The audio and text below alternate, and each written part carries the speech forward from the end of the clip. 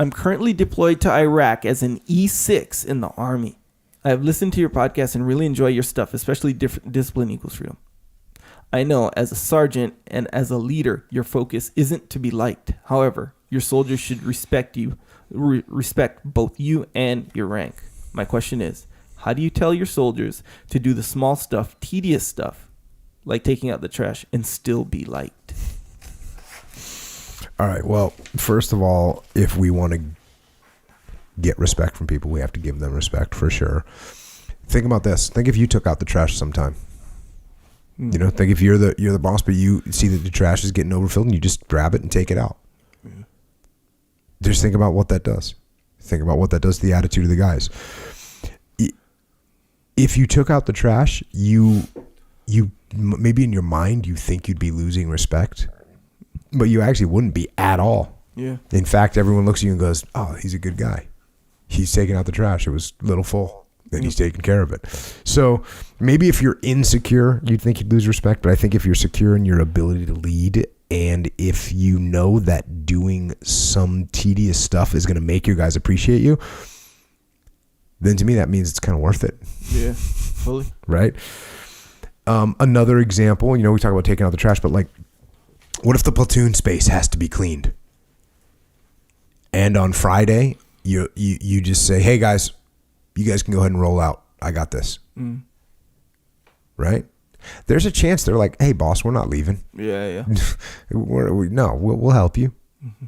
Of course, there's a chance they'd be like, "Oh, that's awesome. Thanks, boss." And they bail. Over time, that might be if they don't respect you at all, they might bail. Now, in order to regain the respect, do you make them stay and boss them around more? Does that increase the respect for you? You see how interesting it is? Yeah. Instead, if you go, "Hey guys, that's cool. I'll do it." And you're working hard and you still got to maintain the discipline and you don't take any slack, but it's the same balance. It's the balance we talk about all the time. So the more that you treat them with respect, the more they're going to respect you, and they're going to know that you're not, too high and mighty. Yeah.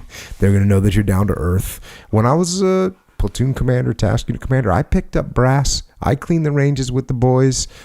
That's just the way I operated, and I would recommend that kind of attitude. It didn't make people think, "Oh, Jocko doesn't have anything better to do." They actually knew I had stuff to do. But what do I got to do? Pick up brass with the boys. Yeah. Build the relationships. Set the example. Yeah. They're going to respect you for it.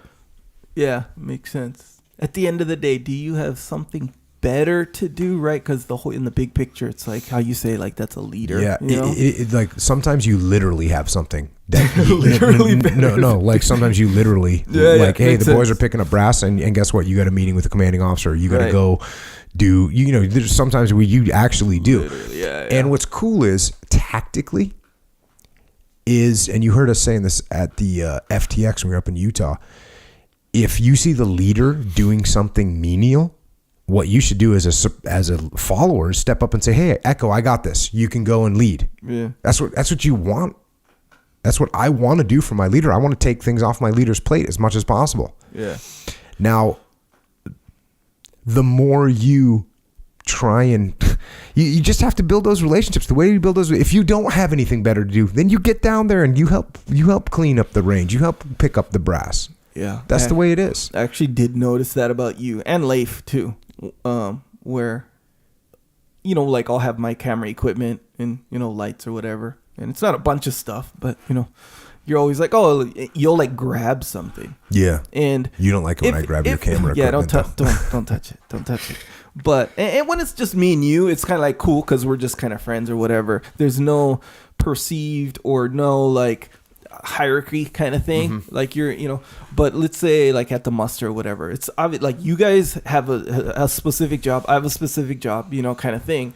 And meanwhile, you and Leif will, like, if I'm around, I'm carrying something, you'll always like grab something or say, "Hey, you need, even at the Utah thing." Yeah. It's like, "Oh, are you good?" I'm like, "Bro, you're the instructor here," kind of thing. That's what I'm thinking in my head. And yeah, you guys always offer to like help. Well, interesting. I'm like almost offended. Like, bro, like, do I look like I need help? Because you shouldn't really be asking me for help. Kind of. Whatever, bro. Very capable individual. Yeah, and the small tedious stuff. The other thing is you explain to him why it's important, right? Yeah. That's the answer we give all the time. Why is it important? Why is it important that the platoon hut's clean? Well, because I want you guys to have time off over the weekends and not be stuck here cleaning because the commanding officer came in and saw that this place looked like a hellhole. Yeah. Okay, well, that makes sense to us. We understand why you want us to clean now. You want us to clean so that we can have time off. You want us to clean, so you want us to train hard. You want us to do this because we want to be ready for combat, because I want you guys to be able to come home to your families.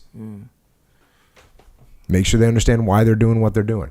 And if there's no reason why to, if the reason, I mean, even cleaning, even taking out the trash, there's a reason for that, right? There's an actual reason for that. We can't just have junk everywhere. So explain why, participate when you can, build the relationships with your troops. You'll be good.